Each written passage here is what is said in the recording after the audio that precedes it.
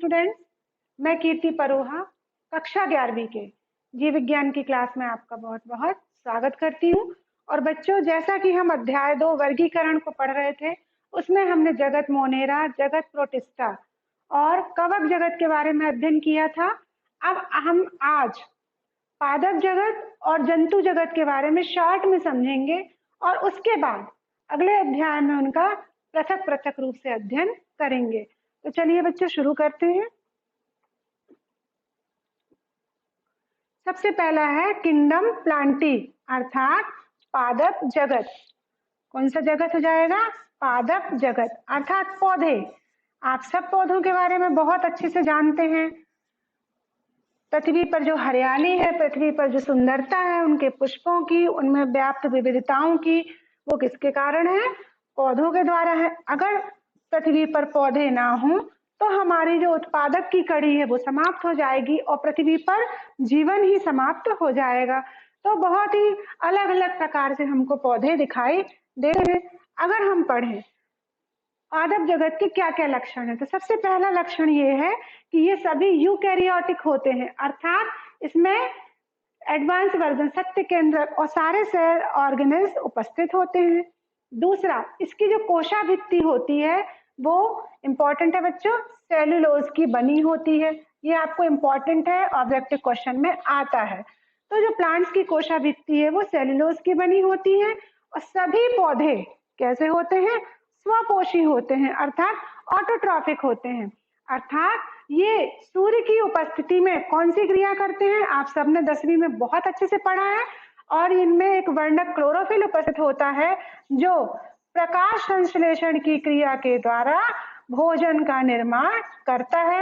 ये सब आप बहुत अच्छे से पढ़ चुके हैं और समझ चुके हैं। तो और इसकी परिभाषा भी आप सबको अच्छे से आती होगी। लेकिन कुछ पौधे ऐसे होते हैं जो हेटेरोट्रॉफिक नेचर के भी होते हैं, यानी सभी नहीं होते, आंशिक पौधे जो होते हैं वो हेटेरोट्रॉफिक होते हैं। और उसके अंतर्गत ये दो प्रकार के होते हैं। पहला हो गया कीटभक्षी और दूसरा हो गया परजीवी। कीटभक्षी पौधे के उदाहरण है ड्रोसेरा, कलश पादप, बहुत सारे। तो ब्लैडर वर्ड इत्यादि पौधे जो है वो कीटभक्षी कहलाते हैं। और ये कीट भक्षण क्यों करते हैं? क्योंकि इनमें किसी न किसी प्रकार की न्यूट्रिएंट्स की कमी पाई जाती है, जिससे ये कीटों का भक्षण करते हैं। दूसरा है परजीवी पौधे। तो इसका उदाहरण है अमरबेल, अर्थात ये किसी न किसी रूप में अपने भोजन का निर्माण करने में असमर्थ होते हैं, तो वे दूसरे की सहायता से भोजन प्राप्त करते हैं। अब हम पौधों के जगत को देखें तो ये भी बहुत सारे उसमें बांटा गया है। जैसे शैवाल, इसके अंतर्गत शैवाल आ जाते हैं, बिल्कुल प्रिमिटिव स्टार्टिंग है।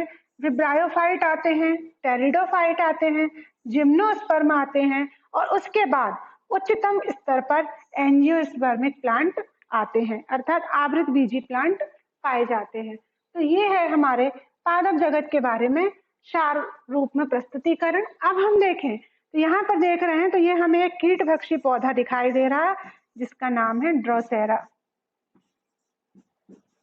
इसको अगर हम ध्यान से देखें तो इसमें से छोटे छोटे टेंटाकल्स निकले हुए हैं। जब भी कोई कीट इस पर आकर के बैठता है तो क्या होता है, ये सारे टेंटाकल्स उसको आपस में ओवरलैप कर देते हैं, दबा देते हैं और इस प्रकार वो कीटों का भक्षण कर लेता है। उसी प्रकार से एक और पौधा है, इसका नाम है कलश पादप। क्योंकि इसके पत्ती की आगे की संरचना किसके रूप में बदल जाती है? एक कलश के रूप में बदल जाती है, एक चौड़े मुंह के बर्तन जार के रूप में बदल जाती है। और जब भी कोई पौधा अगेन यहाँ पर आकर के कीट कोई बैठता है तो वो धीरे से ढक्कन बंद हो जाता है और वो नीचे यहाँ पर पहुंच जाता है। बाद में पौधा इसको भक्षण कर लेता है। तो ये थे हमारे पादप जगत के बारे में। अब हम चलते हैं और एक पौधा और रह गया जिसको हम बोलते हैं कीट भक्षी परजीवी पौधा। ये जो परजीवी है, उदाहरण है इसका अमरबेल।